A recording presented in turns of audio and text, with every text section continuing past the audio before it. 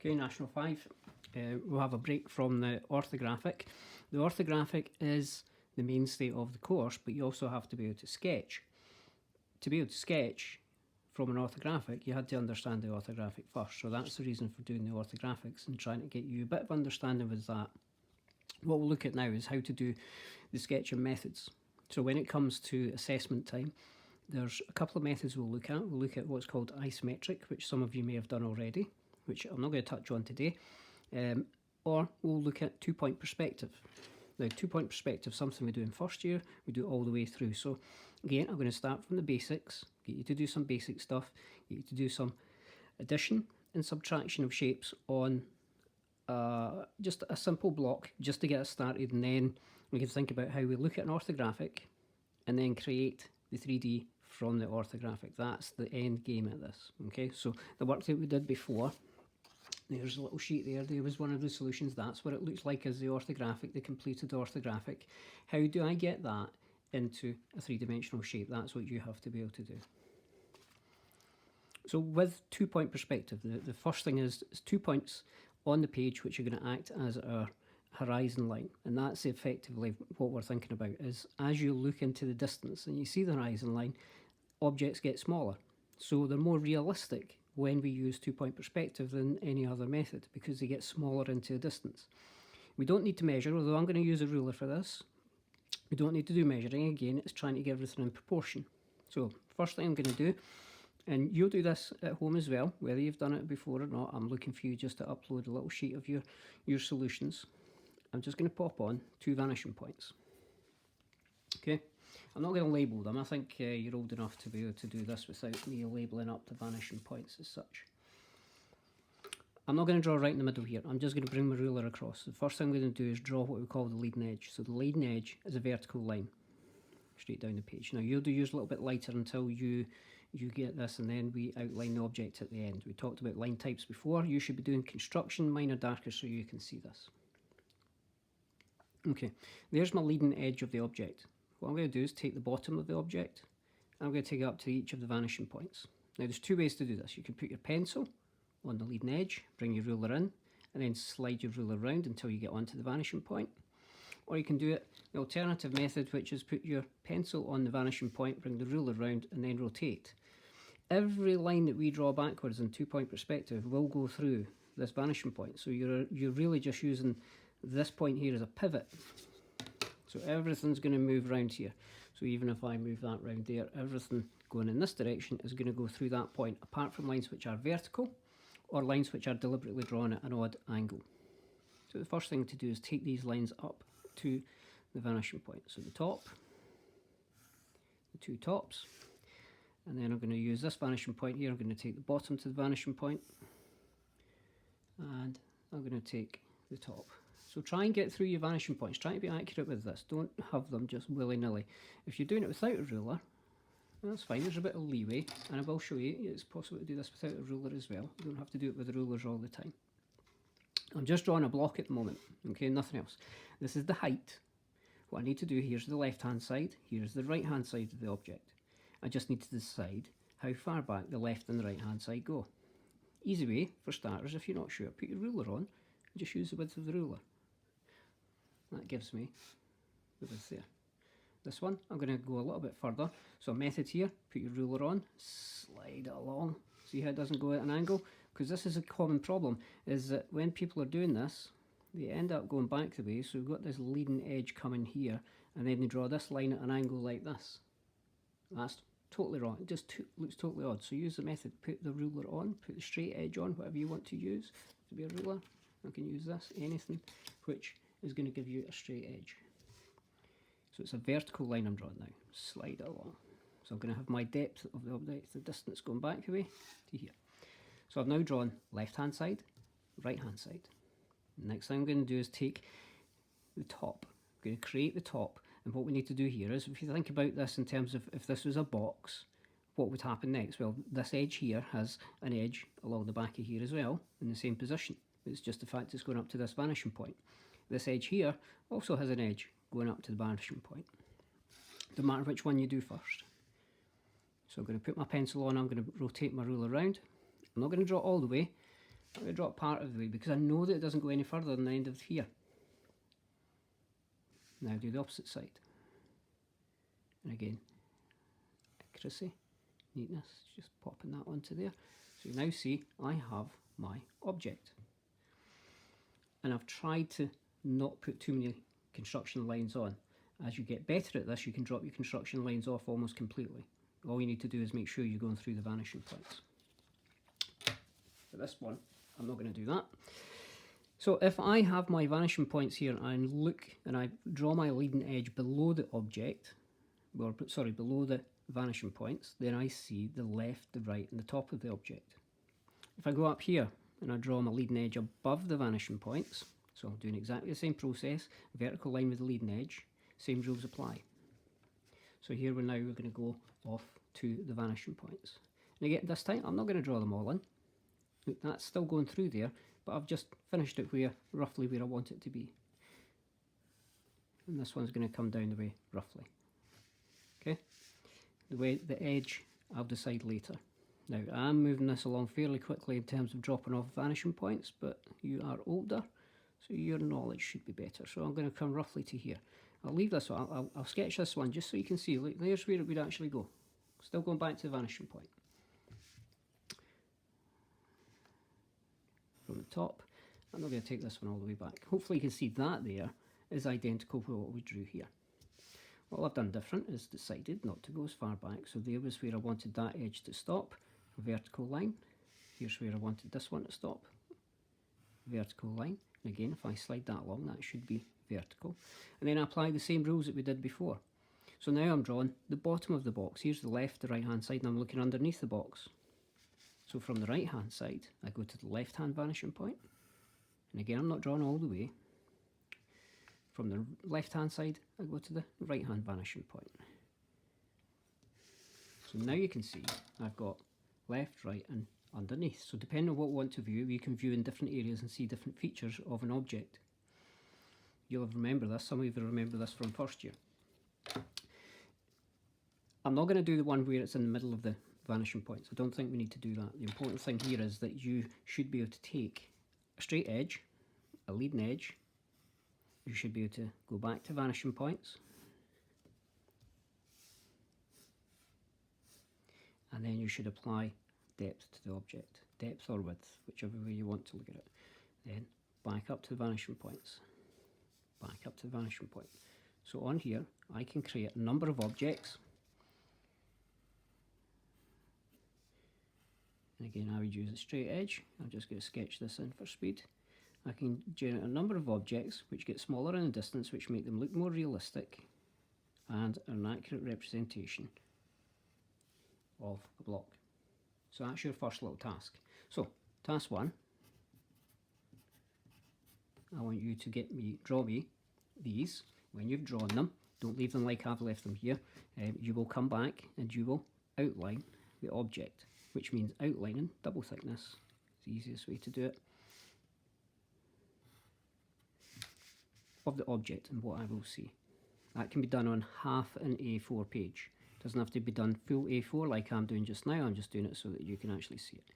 It's not so much the size I'm after, the proportions, it is the technique that we're actually trying to do just now. Okay, so you go around and you outline them there. Okay, so go around and add in as many leading edges as you wish so you can see what the effect is. So if we're going up here, I can very quickly just kind of work out where these are going. That one's there is going to come down at an angle. And again, so I can see, I want you to be able to see where the objects exist. So again, I have sketched this very quickly. You can see the effect. That's your task 1. Fill the page. When I say fill it, don't fill it completely, leave a bit of space so you can see what you're doing with 2-point sketch. Okay, task 1. Okay, second task. Second task is that when we do this, we make changes by adding or subtracting material to the object. This time, I'm going to move my vanishing points up to the higher end of the page, first thing I'm going to do, I'm just going to draw myself a little object. So again, leading edge, and then I'm going to do exactly the same as what we've done before, which is vanishing points, pencil, pivot, line, pencil, pivot, line, pencil, pivot, line. Okay, width and width. And I'm going to select this one. Okay, so right side, left vanishing point, left side to the right hand vanishing point. Again, just remembering to swivel. Paying attention to these lines here, which should all be vertical. That's the main thing with these, they must be vertical. Okay, how do I add depth to this? So how do I actually make this look realistic? It's just a block at the moment, but if I subtract some material, so give it some context here, I'm going to turn it slightly into a little bit of a house. So let's do a doorway on here. The easiest way to do this is to think about the shape of the doorway. So on this surface here, I'm going to put the shape. My door is going to be a rectangle. So my door, leading edge, is parallel to here. And the other side of it is also parallel. So those are the two lines. The top line here doesn't just go straight across. It goes back to the vanishing point. Remember what I said? Every line goes back to a vanishing point. And again, it's only going to go connect between these two lines here and here. So I've now got this rectangular shape. By the way, you can draw these in any order. I could have went up, along, and down. Okay? I could have went up, along. I could have went along the top, down, down. Doesn't matter what order you do this in. If I've got depth, that means there's a hole going through here. Think about that first object we did as an orthographic. It's got a hole going through here. So it's got some depth going back in. So when I'm on the right-hand side of the object, the depth I will see will be on the right-hand edge of the object as well. So what we need to think about is how far back does that depth go? So there's the corner of the object, back to vanishing point on the left-hand side, and you decide how far back it goes. I'm going to go back to about halfway there, as far back as that. When it stops there, if you think about this as a doorway, this would be the glass, this would be the doorway. I need a vertical line now to finish this off. So at the moment, I've created this depth, or this entrance into this block, by adding the depth on the right hand side here. I can't see anything on the left here, it's hidden away because of where your viewing point is. You are viewing from here.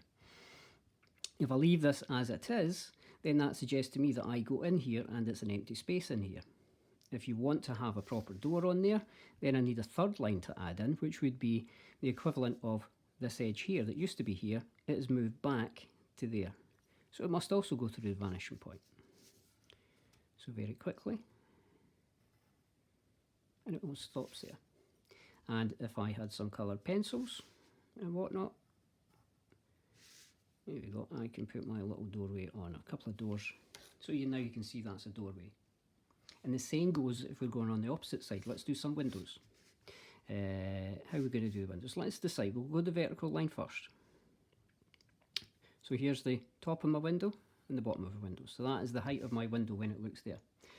I'm going to take the two lines going back to me now. Back to the vanishing point. So the left hand side back up. And the opposite edge of my window will be where this one here stops. So I'm going to have to extend that one just a little bit. So there is the window itself. This time the window is not going to go back as deep, but the window is on the left hand side of the object, so I will see the depth on the left hand side of the object. So left hand corner of the object, let's pop this back. This time I'm going to do it like I do my first year. So I go in for the depth, I go vertical, I come back down to that same point there, and then I come back through the vanishing point to finish off the windowsill. 3 lines, that's all it is, 3 lines, and then it gives me that depth, and this here is my window. And again, if we had some colour, we could apply some colour. When we come to do rendering, we'll be thinking about light, dark, slightly darker in terms of the tones as well. So that gives you the basis of how to add a door and a window, as many as you want, different heights, how far back you want to go onto a simple object. One of the things we do the first year is actually add in a little bit of a roof. Imagine if I wanted a triangular shaped roof on this one. My triangular shaped roof, I actually just like to think of it as extending the block up. Okay. Normally what I do is draw the full crate of the object and then put everything else in. This time I've not done that. If somebody says to me, oh, go and add something to that, here's how I go about doing it. If I wanted to add the roof to this, I'd think about my roof, the pivot point, the centre point. If I'm looking at my little roof, my little house like this, that there is in the middle of this, isn't it? So I'm going to go to the middle point between here and here. And I'm going to draw myself a vertical line. You'll do it lightly. On that vertical line, you think about, there's the top of the vertical line. Each of the roof trusses comes down to the corner. So they don't follow the general rules. You draw down to the corner. So I've now got this triangular shape. That roof goes all the way back to the back of the building here.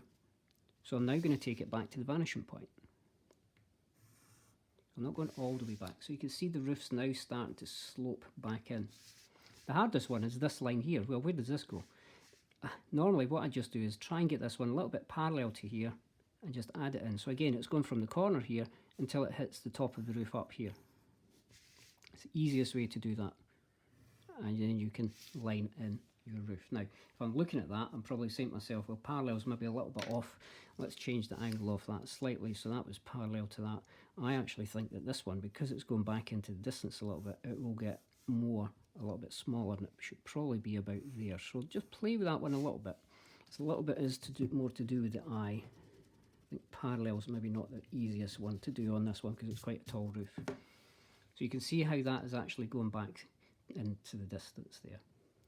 I probably could have come along here and went vertical. So where this point here, the easiest way, the proper construction, if I was doing what's called measured perspective, I maybe come back to here and I come back here, this should be vertical. So you see there's roughly where my line should really be if I was going to do it properly. That's how I probably should have done it. So task 2. Task 2 is to complete yourself a little house like this where we are adding some depth or where we are taking some stuff away, and you can also add on a roof if you wish. If you want, you can change the design of your roof. So if I come back to here, where we've just been doing a little bit of sketching here, who says my roof has to be a triangular shape? It may well have a cutout on it, so you might want to change things round about with that. It's up to you how you want to position it. Okay? Have a play with your other one if you want to do that. So the task is 2 drawings. Don't have to be full A4, it can just be like this. Show me that you can actually demonstrate this little bit first, and then when we've done that, then I'll show you early this week how to add on stuff here. So if I wanted to add on a little bit of an extension here or something else to here, we can add on very, very quickly. It's not too difficult to do, it's just following rules. Okay? And we'll be in contact early in the week.